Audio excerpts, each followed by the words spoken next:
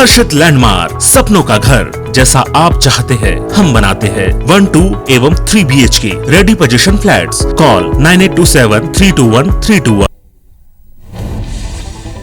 संसद का शीतकालीन सत्र 29 नवंबर से शुरू होकर 23 दिसंबर तक चलेगा। इस बार शीतकालीन सत्र का कुछ खास महत्व है, क्योंकि उत्तर प्रदेश के साथ ही 5 राज्यों में विधानसभा चुनाव से कुछ महीने पहले ये होने वाला है।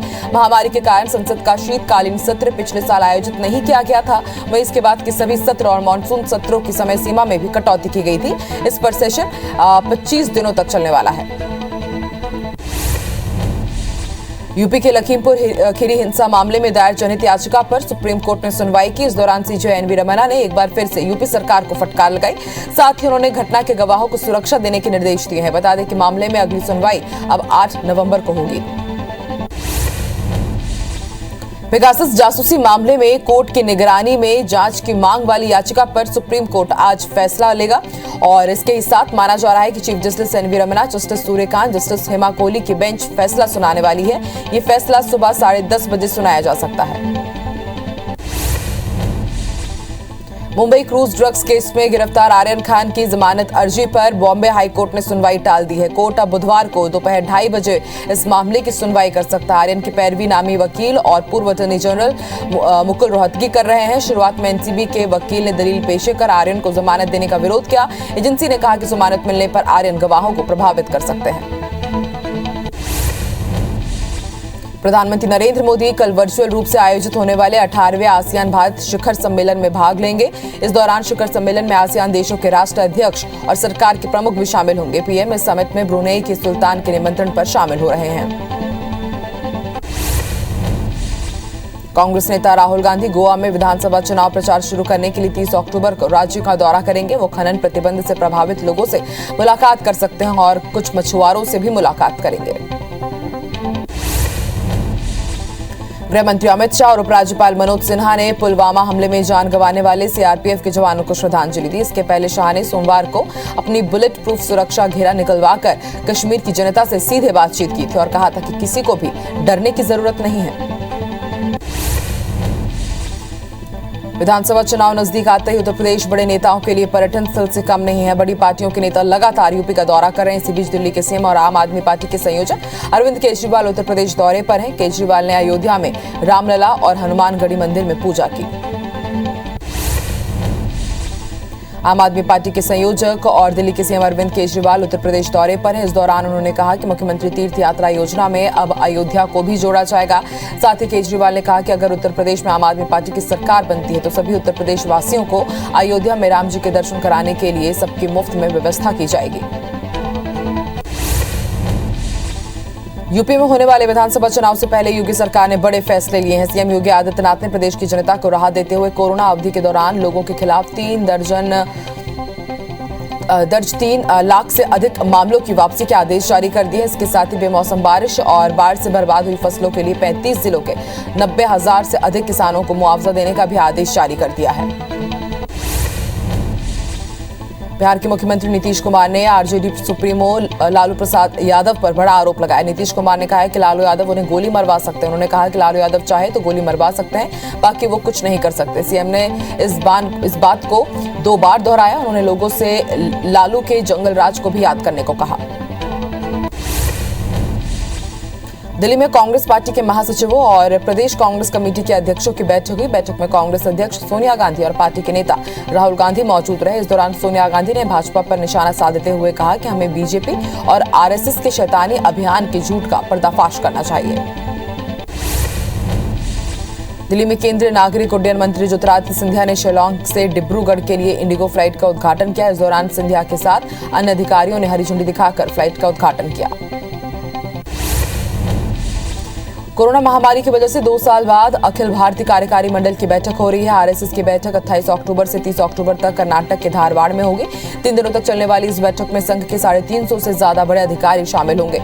मार्च में हुए संघ के बैठक में तय एजेंडे को अब तक कितना लागू किया गया है उसका आकलन किया जाएगा।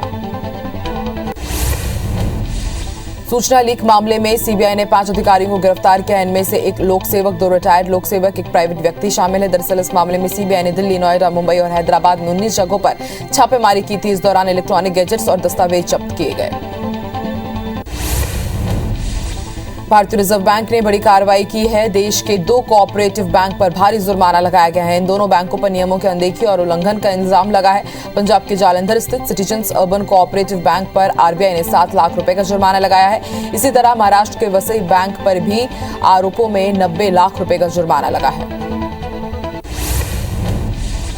मुंबई क्राइम ब्रांच की टीम ने एक गाड़ी से भारी मात्रा में ड्रग्स जब्त किया, जिसकी कीमत 14 करोड़ रुपए से ज्यादा बताई जा रही है। पुलिस के मुताबिक उन्हें मुखबिर से सूचना मिली थी, जिसके आधार पर उन्होंने गाड़ी की चेकिंग की, जिसमें भारी मात्रा में ड्रग्स बरामद हुए। दिल्ली के पुरानी सीमापुर इलाके में एक 3 मंजिला इमारत में आग लगने से 4 लोगों की मौत हो गई। पुलिस अधिकारी के अनुसार सुबह 4 बजे फायर ब्रिगेड को कॉल मिली थी। आग में दम घुटने से 4 लोगों की मौत हो गई। फिलहाल आग पर काबू पा लिया गया है। बड़वानी की एक टायर दुकान में अचानक आग लग गई। सूचना मिलते ही फायर ब्रिगेड की टीम मौके पर पहुंची और काफी मशक्कत के बाद आग पर काबू पाया गया। फिलहाल आग लगने का कारणों का पता नहीं चल पाया है। सूडान की सेना ने सूडान के प्रधानमंत्री को गिरफ्तार कर लिया, जिसके बाद कुछ घंटों बाद कार्यवाहक सरकार को बर्खास्त कर सत्ता पर कब्जा कर लिया गया। इसके बाद हजारों लोग इस तख्तापलट के विरोध में सड़कों पर आ गए हैं। सुरक्षा बलों ने भीड़ पर गोली चलाई, जिसमें 3 प्रदर्शनकारी मारे गए हैं और 80 लोग घायल हुए हैं। सूडान में डॉक्टरों की एक समिति ने ये जानकारी दी है। बुधवार को सीएम भूपेश बघेल चंडीगढ़ के दौरे पर रहेंगे। वो चंडीगढ़ से आज हिमाचल प्रदेश भी जाने वाले हैं। बताया जा रहा है कि वो हिमाचल प्रदेश में चुनावी सभाओं को भी संबोधित कर सकते हैं। मंत्री अमरजीत भगत आज साइंस कॉलेज ग्राउंड जाएंगे। वो आदिवासी नृत्य महोत्सव की तैयारियों का जायजा लेंगे। आदिवासी नृत्य महोत्सव की बैठक भी लेंगे। बता दें कि महोत्सव में शामिल होने के लिए विदेशी भी रायपुर पहुंच रहे हैं। आरएसएस प्रमुख मोहन भागवत 19 नवंबर को 2 दिवसीय दौरे पर छत्तीसगढ़ आ रहे हैं। वो बिलासपुर जिले के मधकू द्वीप में आरएसएस के कार्यक्रम में शामिल होंगे। साथ ही सभी समाज के प्रमुखों से मुलाकात कर छत्तीसगढ़ में धर्मांतरण पर चर्चा करेंगे। कार्यक्रम में बीजेपी नेता भी शामिल होंगे। नेता प्रतिपक्ष धर्मलाल कौशिक ने कहा कि जिन्हें आमंत्रित किया जाएगा वो शामिल होंगे।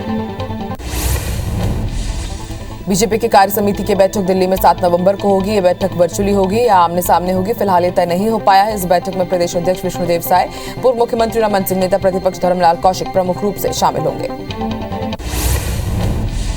छत्तीसगढ़ सरकार के मंत्री से मिलिए कार्यक्रम के तहत वन मंत्री मोहम्मद अकबर ने लोगों की समस्याएं सुनी। रायपुर स्थित राजीव भवन में दूर दराज से आए लोगों ने अपनी समस्याओं को लेकर मंत्री को आवेदन सौंपे। इनमें से कई मामलों का मंत्री ने तत्काल निराकरण भी किया। राजधानी भोपाल में एक बार फिर से IBC 24 की खबर का असर हुआ है। शहर में नाली के पानी से सब्जी धोने की खबर को प्रमुखता से चलाने के बाद कलेक्टर ने मामले में संज्ञान लिया है। कलेक्टर ने संबंधित अधिकारियों को सख्त कार्रवाई करने के निर्देश दिए। जिले के प्रभारी मंत्री जयसिंह अग्रवाल बिलासपुर पहुंचे, जहां उन्होंने पत्थल गांव में कांग्रेस नेताओं के बीच हुए झड़प को दुर्भाग्यपूर्ण बताया। साथ ही कहा कि हर किसी को अपनी बात रखने का अधिकार है। अगर किसी को ये बात पसंद नहीं आती तो वो बोल सकता है। उपचुनाव में टिकट को लेकर पूर्व मंत्री गोविंद सिंह का बयान सामने आया। उन्होंने कहा कि बाहर के लोगों को टिकट देने पर बीजेपी में आक्रोश है और इसका फायदा कांग्रेस को मिलेगा। उन्होंने कहा कि शिशुपाल के परिवार के लोगों को हार मिली थी, लेकिन बीजेपी ने उसी को टिकट दे दिया। अब शिशुपाल यादव कैसे जीत पाएंगे। रिगा उपचुनाव को लेकर भाजपा ने पूरी ताकत झोंकते हुए मंत्री और कार्यकर्ताओं की फौज उतारी है। वहीं कांग्रेस ने नुक्कड़ और छोटी सभाओं का सहारा लिया है। इसके तहत पूर्व नेता प्रतिपक्ष अजय सिंह राहुल ने रेगांव के कल्पा, मड़ई, शिवराजपुर, दुआरी, पिपरी और भाजी खेरा समेत 8 नुक्कड़ सभाओं को संबोधित किया। रेगांव उपचुनाव में भाजपा युवा मोर्चा बूथ मैनेजमेंट पर फोकस कर रहा है। भाजपा युवा मोर्चा ने हर बूथ पर 20 कार्यकर्ताओं की टीम उतारी है। वहीं 313 बूथ पर 6260 कार्यकर्ता तैनात किए गए हैं। कार्यकर्ता बीजेपी को वोट करने के लिए प्रेरित करेंगे और चुनाव प्रचार थमने के बाद हर बूथ पर वोटर्स से 1-to-1 चर्चा भी करेंगे। धमतरी में धान को लेकर बीजेपी कांग्रेस फिर आमने सामने है। मंत्री कवासी लखमा का कहना है कि अभी प्रदेश में कहीं पर भी बिजाई शुरू नहीं हुई है। 1 नवंबर से धान खरीदी शुरू करने की मांग सिर्फ बीजेपी कर रही है। वहीं बीजेपी ने सरकार पर भारी लापरवाही का आरोप लगाया है और 1 नवंबर से धान खरीदी शुरू करने की मांग की है। जांजगीर चांपा के खोरसी गांव के गौठान का गौसेवा आयोग के अध्यक्ष रामसुंदर दास ने निरीक्षण किया है। इस दौरान उन्होंने कहा कि सभी पंचायतों में गौठान का निर्माण जल्द ही पूरा किया जाएगा। अध्यक्ष ने बताया सीएम भूपेश बघेल ने गौसेवा और गांव में ही गौठान के माध्यम से रोजगार देने के लिए इस योजना की शुरुआत की है। आजादी के अमृत महोत्सव को लेकर एमपी पुलिस के जवानों को एक बुलेट मोटरसाइकिल दी गई है, जो सामूहिक रूप से 26 बुलेट पर सवार होकर एक साथ भोपाल से निकले। ये जवान मध्य प्रदेश के 16 जिलों में भ्रमण करेंगे। इसी कड़ी में जवानों की रैली कटनी पहुंची, जहां एसपी सुनील कुमार जैन ने उनका स्वागत किया। छत्तीसगढ़ लोक सेवा आयोग ने सहायक प्राध्यापकों की परीक्षा परिणाम में कॉमर्स और जूलॉजी के प्रतियोगियों को बिना नंबर दिखाई ही सूची जारी कर दी है। इससे हाईकोर्ट में चुनौती दी गई है। इस मामले में सुनवाई के बाद हाईकोर्ट ने राज्य शासन और पीएससी को नोटिस जारी कर जवाब मांगा है।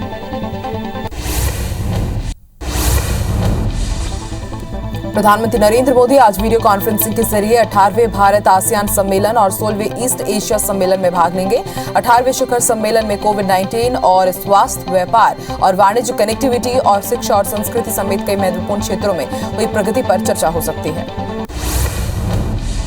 पंजाब के पूर्व सीएम और कांग्रेस के वरिष्ठ नेता अमरिंदर सिंह आज अपनी नई पार्टी का ऐलान कर सकते हैं। अमरिंदर सिंह ने आज प्रेस कॉन्फ्रेंस बुलाई है, जिसके बाद उनकी नई पार्टी की घोषणा करने की अटकलें और भी तेज हो गई है। बता दें कि कैप्टन की प्रेस कॉन्फ्रेंस सुबह 11 बजे है।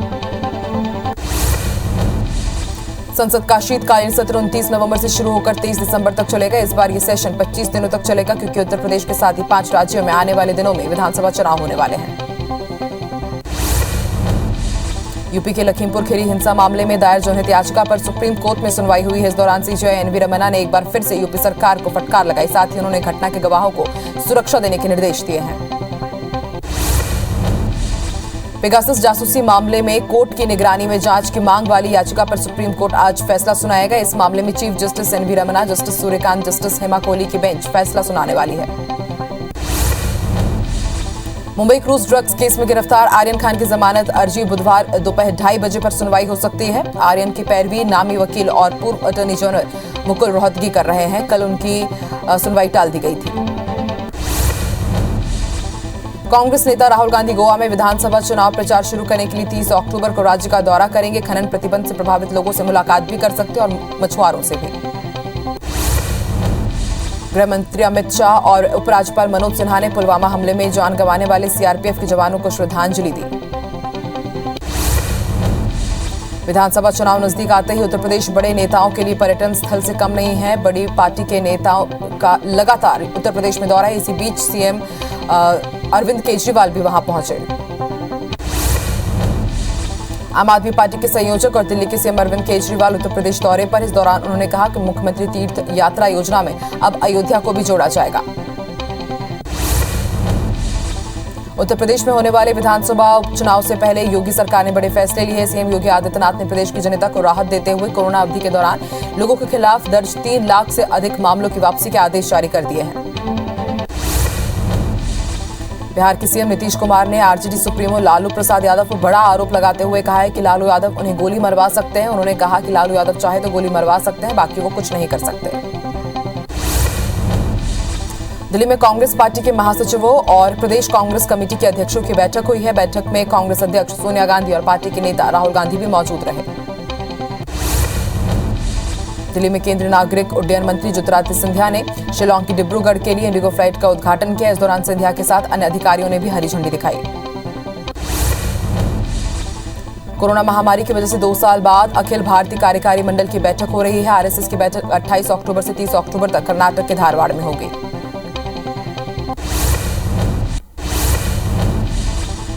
प्रधानमंत्री नरेंद्र मोदी आज वीडियो कॉन्फ्रेंसिंग के जरिए 18वें भारत आसियान सम्मेलन और 16वें ईस्ट एशिया सम्मेलन में भाग लेंगे। 18वें शिखर सम्मेलन में कोविड-19, स्वास्थ्य, व्यापार और वाणिज्य, कनेक्टिविटी और शिक्षा और संस्कृति समेत कई महत्वपूर्ण क्षेत्रों में हुई प्रगति पर चर्चा हो सकती है। संसद का शीतकालीन सत्र 19 नवंबर से शुरू होकर 23 दिसंबर तक चलेगा। इस बार सेशन 25 दिनों तक चलेगा, क्योंकि उत्तर प्रदेश के साथ ही 5 राज्यों में विधानसभा चुनाव से कुछ महीने पहले ये हो रहा है। महामारी के कारण संसद का शीतकालीन सत्र पिछले साल आयोजित नहीं हो पाया था। यूपी के लखीमपुर खीरी हिंसा मामले में दायर जनहित याचिका पर सुप्रीम कोर्ट ने सुनवाई की। इस दौरान सीजेआई एनवी रमन्ना ने एक बार फिर से यूपी सरकार को फटकार लगाई। साथ ही उन्होंने घटना के गवाहों को सुरक्षा देने के निर्देश दिए हैं। बता दें कि मामले में अगली सुनवाई अब 8 नवंबर को होगी। पेगासस जासूसी मामले में कोर्ट की निगरानी में जांच की मांग वाली याचिका पर सुप्रीम कोर्ट आज फैसला सुनाएगा। इस मामले में chief justice NV Ramana, justice Suryakant, justice Hema Kohli की बेंच फैसला सुनाने वाली है। मुंबई क्रूज ड्रग्स केस में गिरफ्तार आर्यन खान की जमानत अर्जी पर आज दोपहर 2:30 बजे सुनवाई हो सकती है।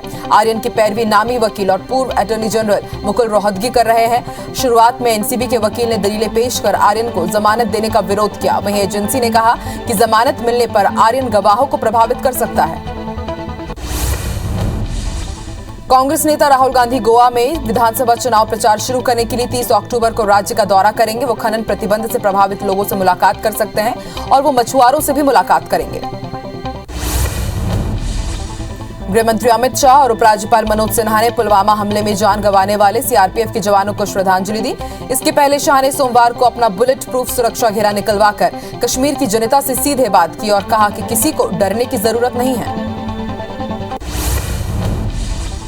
विधानसभा चुनाव नजदीक आते ही उत्तर प्रदेश बड़े नेताओं के लिए पर्यटन स्थल से कम नहीं है। बड़ी पार्टियों के नेता लगातार उत्तर प्रदेश का दौरा कर रहे हैं। इसी बीच दिल्ली के सीएम और आम आदमी पार्टी के संयोजक अरविंद केजरीवाल उत्तर प्रदेश दौरे पर हैं। केजरीवाल ने अयोध्या में रामलला और हनुमानगढ़ी मंदिर में पूजा की। आम आदमी पार्टी के संयोजक और दिल्ली के सीएम अरविंद केजरीवाल उत्तर प्रदेश दौरे पर हैं। इस दौरान उन्होंने कहा कि मुख्यमंत्री तीर्थ यात्रा योजना में अब अयोध्या को भी जोड़ा जाएगा। साथ ही केजरीवाल ने कहा कि अगर उत्तर प्रदेश में आम आदमी पार्टी की सरकार बनती है तो सभी उत्तर प्रदेश वासियों को अयोध्या में राम जी के दर्शन कराने के लिए सबकी मुफ्त में व्यवस्था की जाएगी। वहीं उत्तर प्रदेश में होने वाले विधानसभा चुनाव से पहले योगी सरकार ने कई बड़े ऐलान किए हैं। सीएम योगी आदित्यनाथ ने प्रदेश की जनता को राहत देते हुए कोरोना अवधि के दौरान लोगों के खिलाफ दर्ज 3 लाख से ज्यादा मामलों की वापसी के आदेश जारी किए। इसके साथ ही बेमौसम बारिश और बाढ़ से बर्बाद हुई फसलों के लिए 35 जिले के 90,000 से ज्यादा किसानों को मुआवजा देने का भी आदेश जारी कर दिया है। बिहार के मुख्यमंत्री नीतीश कुमार ने आरजेडी सुप्रीमो लालू प्रसाद यादव पर बड़ा आरोप लगाया है। नीतीश कुमार ने कहा है कि लालू यादव उन्हें गोली मरवा सकते हैं। उन्होंने कहा लालू यादव चाहे तो गोली मरवा सकते हैं, बाकी वो सब कुछ नहीं कर सकते। सीएम ने इस बयान को 2 बार दोहराया। उन्होंने लोगों से लालू के जंगल राज को भी याद करने को कहा। दिल्ली में कांग्रेस पार्टी के महासचिवों और प्रदेश कांग्रेस कमेटी के अध्यक्षों की बैठक हुई। बैठक में कांग्रेस अध्यक्ष सोनिया गांधी और पार्टी के नेता राहुल गांधी मौजूद रहे। इस दौरान सोनिया गांधी ने भाजपा पर निशाना साधते हुए कहा कि हमें बीजेपी और आरएसएस के शैतानी अभियान की झूठ का पर्दाफाश करना चाहिए। दिल्ली में केंद्रीय नागरिक उड्डयन मंत्री ज्योतिरादित्य सिंधिया ने शिलांग के डिब्रूगढ़ से इंडिगो फ्लाइट का उद्घाटन किया है। इस दौरान सिंधिया के साथ अन्य अधिकारी भी मौजूद रहे। कोरोना महामारी की वजह से 2 साल बाद अखिल भारतीय कार्यकारी मंडल की बैठक हो रही है। आरएसएस की बैठक 28 अक्टूबर से 30 अक्टूबर तक कर्नाटक के धारवाड़ में होगी। 3 दिनों तक चलने वाली इस बैठक में संघ के 350 से ज्यादा बड़े अधिकारी शामिल होंगे। मार्च में हुए संघ की बैठक में तय एजेंडे को अब तक कितना लागू किया गया है, इसका आकलन किया जाएगा। महाराष्ट्र सरकार के मंत्री नवाब मलिक ने आर्यन खान को गिरफ्तार करने वाले एनसीबी अधिकारी समीर वानखेड़े के खिलाफ एक और आरोप लगाया। उन्होंने ट्वीट कर लिखा कि एनसीबी अधिकारी का निकाह साल 2006 में हुआ था। मलिक ने दावा किया है कि समीर वानखेड़े जन्म से मुस्लिम है और उनका असली नाम समीर दाऊद वानखेड़े है। सूचना लीक मामले में सीबीआई ने 5 अधिकारियों को गिरफ्तार किया है। इनमें एक लोक सेवक, 2 रिटायर्ड लोक सेवक और एक प्राइवेट व्यक्ति भी शामिल है। दरअसल इस मामले में सीबीआई ने दिल्ली, नोएडा, मुंबई और हैदराबाद पर 19 जगहों पर छापेमारी की थी। इस दौरान इलेक्ट्रॉनिक गैजेट्स और कुछ दस्तावेज भी जब्त किए गए हैं। भारतीय रिजर्व बैंक ने बड़ी कार्रवाई की है। देश के 2 कोऑपरेटिव बैंक पर भारी जुर्माना लगाया गया है। इन दोनों बैंकों पर नियमों की अनदेखी और उल्लंघन का इल्जाम लगा है। पंजाब के जालंधर स्थित सिटीजंस अर्बन कोऑपरेटिव बैंक पर आरबीआई ने 7 लाख रुपए और महाराष्ट्र के वसई बैंक पर भी इन्हीं आरोपों में 90 लाख रुपए का जुर्माना लगा है। मुंबई क्राइम ब्रांच की टीम ने एक गाड़ी से भारी मात्रा में ड्रग्स जब्त किया, जिसकी कीमत 14 करोड़ रुपए से ज्यादा बताई जा रही है। पुलिस के मुताबिक उन्हें मुखबिर से सूचना मिली थी, जिसके आधार पर गाड़ी की चेकिंग की गई, जिसमें भारी मात्रा में ड्रग्स बरामद हुए। दिल्ली के पुरानी सीमापुर इलाके में एक 3 मंजिला इमारत में आग लगने से 4 लोगों की मौत हो गई है। पुलिस अधिकारी के अनुसार सुबह 4 बजे फायर ब्रिगेड को कॉल मिली थी। आग में दम घुटने से 4 लोगों की मौत हो गई है। फिलहाल आग पर काबू पा लिया गया है। वहीं बड़वानी की एक टायर दुकान में अचानक आग लग गई। सूचना मिलते ही फायर ब्रिगेड की टीम मौके पर पहुंची और काफी मशक्कत के बाद आग पर काबू पाया गया। फिलहाल आग लगने के कारणों का पता नहीं चल पाया है। पेट्रोल डीजल के दाम में एक बार फिर से बढ़ोतरी हुई है। दिल्ली में पेट्रोल 35 पैसे और डीजल 35 पैसे प्रति लीटर महंगा हो गया है। अक्टूबर में 27 दिनों में 20वीं बार पेट्रोल डीजल के दाम बढ़ाए गए हैं। अक्टूबर महीने में पेट्रोल 6 रुपए 30 पैसे और डीजल 6 रुपए 80 पैसे तक महंगा हो चुका है। भारत में पिछले 24 घंटे में कोरोना वायरस के 13,451 नए मामले सामने आए हैं। 14,021 लोगों की रिकवरी हुई है। वहीं 585 लोगों की कोरोना से मौत हुई है। कोरोना के कुल मामले 3 करोड़ से ऊपर जा चुके हैं। वहीं सक्रिय मामले 1,62,661 हैं।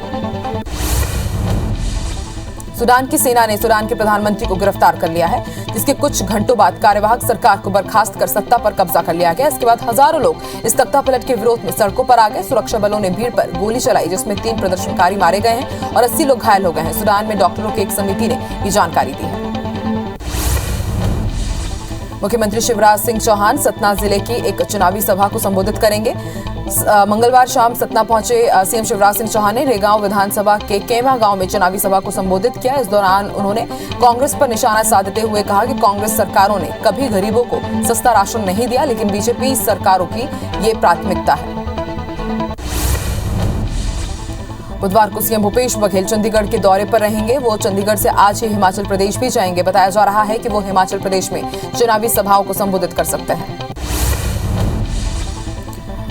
राष्ट्रीय आदिवासी नृत्य महोत्सव का कल आगाज होगा। मार्च पास्ट के साथ आदिवासी नृत्य महोत्सव का आगाज किया जाएगा। कल नाइजीरिया, उज्बेकिस्तान और माली की प्रस्तुति होगी। महोत्सव में छत्तीसगढ़ के गौर और सिंह नृत्य की भी झलक दिखाई देगी। पहले दिन 16 राज्यों और विदेश की 4 टीमें प्रस्तुति देंगी। बता दें कि 8 देशों और 29 राज्यों के कलाकार इस महोत्सव में हिस्सा ले रहे हैं।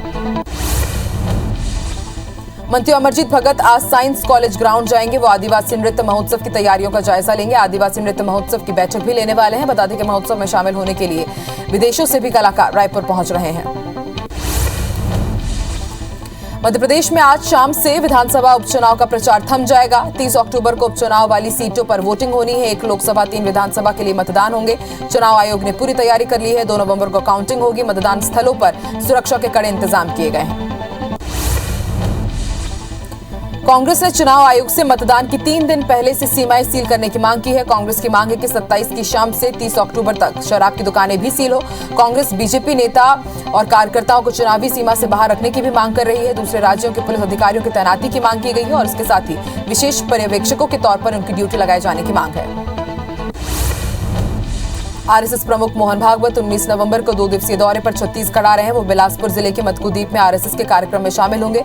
साथ ही समाज के प्रमुखों से मुलाकात करेंगे। छत्तीसगढ़ में धर्मांतरण पर चर्चा करेंगे। कार्यक्रम में बीजेपी नेता भी शामिल होंगे। नेता प्रतिपक्ष धर्मलाल कौशिक ने कहा है जिन्हें आमंत्रित किया जाएगा वो शामिल होंगे।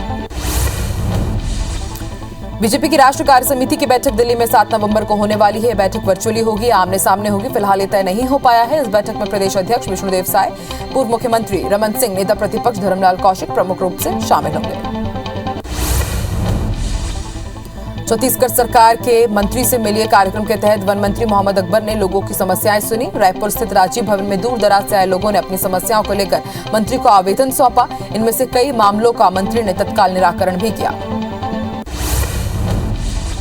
राजधानी भोपाल में एक बार फिर से IBC 24 की खबर का असर हुआ है। शहर में नाली के पानी से सब्जी धोने की खबर को प्रमुखता से चलाने के बाद कलेक्टर ने मामले में संज्ञान लिया है। कलेक्टर ने संबंधित अधिकारियों को सख्त कार्रवाई करने के निर्देश दे दिए हैं। जिले के प्रभारी मंत्री जयसिंह अग्रवाल बिलासपुर पहुंचे, जहां उन्होंने पत्थलगांव में कांग्रेस नेताओं के बीच हुए झड़प को दुर्भाग्यपूर्ण बताया। साथ ही कहा कि हर किसी को अपनी बात रखने का अधिकार है। अगर किसी को वो बात पसंद नहीं आई है तो वो बोल भी सकता है। उपचुनाव में टिकट को लेकर पूर्व मंत्री गोविंद सिंह का बयान सामने आया। उन्होंने कहा कि बाहर के लोगों को टिकट देने पर बीजेपी में आक्रोश है और इसका फायदा कांग्रेस को मिलेगा। उन्होंने कहा कि शिशुपाल के परिवार के लोगों को हार मिली थी, लेकिन बीजेपी ने उसी को टिकट दे दिया है। अब शिशुपाल चुनाव कैसे जीत पाएंगे। रेगांव उपचुनाव को लेकर भाजपा ने जहां पूरी ताकत झोंकते हुए अपने मंत्री और कार्यकर्ताओं की पूरी फौज उतार दी है, वहीं कांग्रेस ने नुक्कड़ और छोटी सभाओं का सहारा लिया। इसके तहत पूर्व नेता प्रतिपक्ष अजय सिंह राहुल ने रेगांव के कल्पा, मड़ई, शिवराजपुर, दुआरी पिपरी और भाजी खेरा समेत 8 नुक्कड़ सभाओं को संबोधित किया। चिरमिरी में रेल रोको आंदोलन में शामिल हुए मध्य प्रदेश के कांग्रेस विधायक ने बड़ा बयान दिया है। विधायक सुनील सराफ ने बीजेपी आरएसएस को फर्जी राष्ट्रवाद और हिंदुवादी बताया। विधायक ने केंद्र सरकार को हिंदू विरोधी बताया है।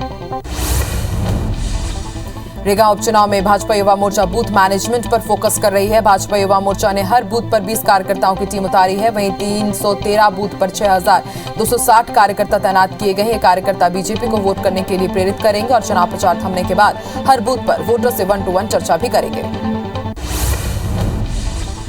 धमतरी में धान को लेकर बीजेपी कांग्रेस फिर आमने सामने आ गए हैं। मंत्री कवासी लखमा का कहना है कि अभी प्रदेश में कहीं पर भी मिंजाई शुरू नहीं हुई है। 1 नवंबर से धान खरीदी शुरू करने की मांग सिर्फ बीजेपी की है। वहीं बीजेपी ने सरकार पर भारी लापरवाही का आरोप लगाते हुए 1 नवंबर से धान खरीदी शुरू करने की मांग की है। जांजगीर चांपा के खोरसी गांव के गौठान का गौसेवा आयोग के अध्यक्ष राम सुंदर दास ने निरीक्षण किया। इस दौरान उन्होंने कहा कि सभी पंचायतों में गौठान का निर्माण जल्द पूरा किया जाए। अध्यक्ष ने बताया कि सीएम भूपेश ने गौसेवा और गांव में ही गौठान के माध्यम से रोजगार देने के लिए इस योजना की शुरुआत की है। आजादी के अमृत महोत्सव को लेकर एमपी पुलिस के जवानों को एक बुलेट मोटरसाइकिल दी गई है, जो सामूहिक रूप से 26 बुलेट पर सवार होकर एक साथ भोपाल से निकले। ये जवान मध्य प्रदेश के 16 जिलों में भ्रमण करेंगे। इसी कड़ी में जवानों की रैली कटनी पहुंची, जहां एसपी ने उनका स्वागत किया।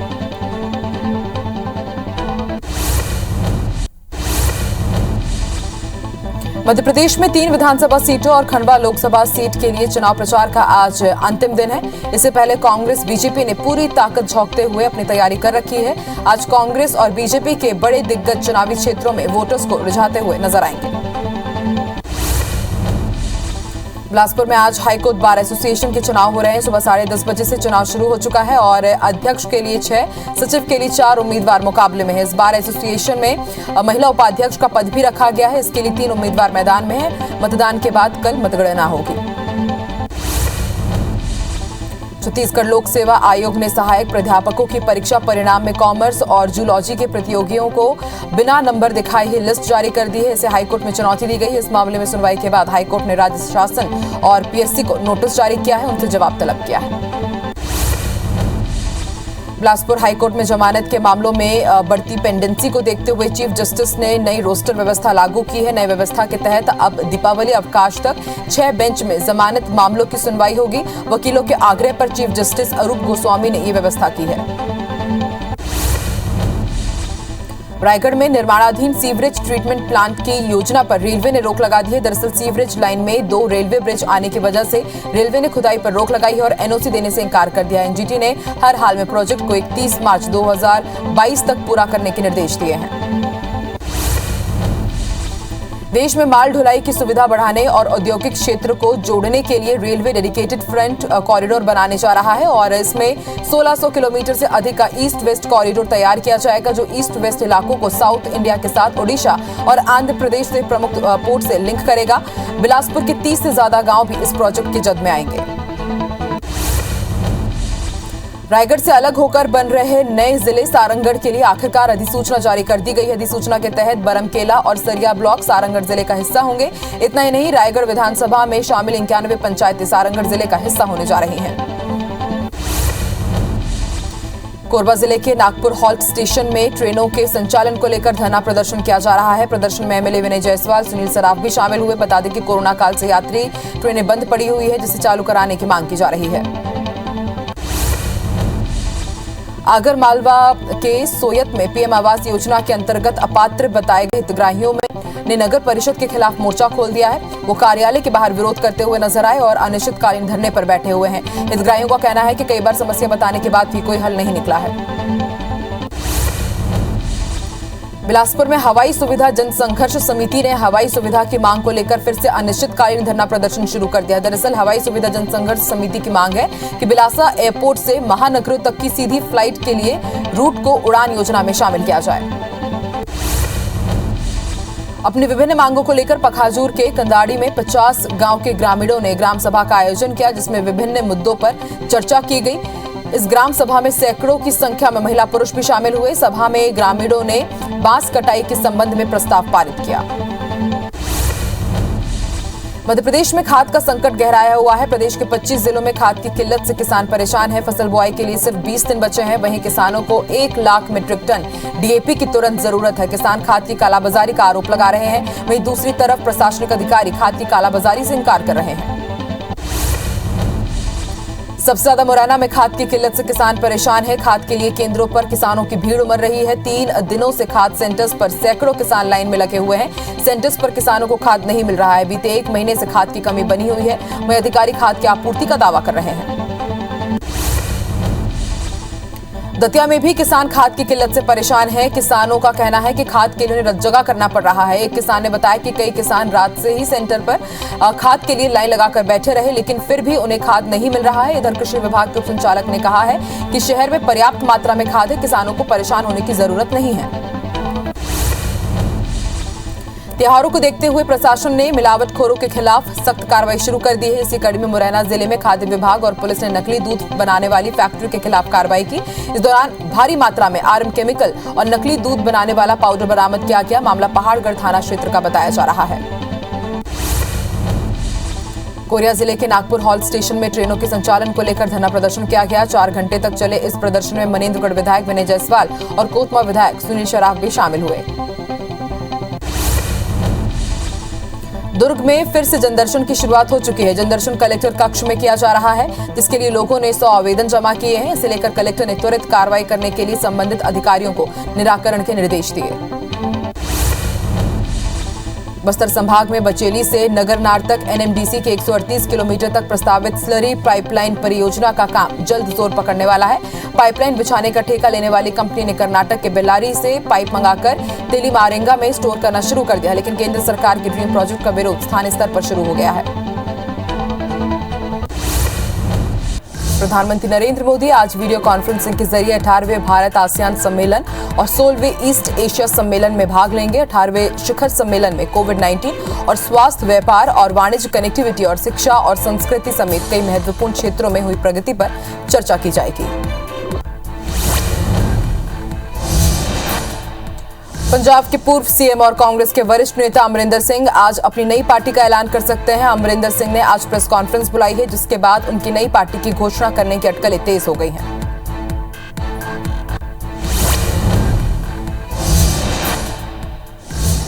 राष्ट्रीय आदिवासी नृत्य महोत्सव का कल आगाज होगा। मार्च पास्ट के साथ इस महोत्सव का आगाज किया जाएगा। कल नाइजीरिया, उज्बेकिस्तान और माली की प्रस्तुति होगी।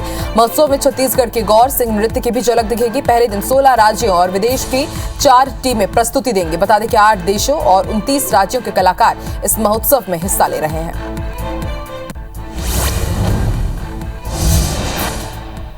मुंबई क्रूज ड्रग्स केस में गिरफ्तार आर्यन खान की जमानत अर्जी पर बुधवार दोपहर 2:30 बजे सुनवाई हो सकती है।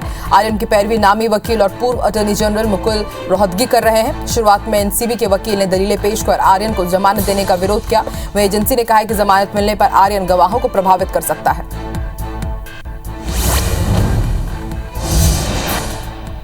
महाराष्ट्र सरकार के मंत्री नवाब मलिक ने आर्यन खान को गिरफ्तार करने वाले एनसीबी अधिकारी समीर वानखेड़े के खिलाफ एक और आरोप लगाया है। उन्होंने ट्वीट कर लिखा है कि एनसीबी अधिकारी का साल 2006 में निकाह हुआ था।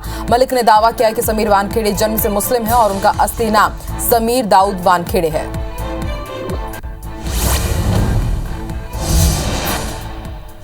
भारत में पिछले 24 घंटे में कोरोना के 13,451 नए मामले सामने आए हैं। 14,021 लोगों की रिकवरी हुई है। वहीं 585 लोगों की कोरोना से मौत हुई है। कोरोना के कुल मामले 3 करोड़ के ऊपर पहुंच चुके हैं। वहीं सक्रिय मामले 1,62,661 हैं।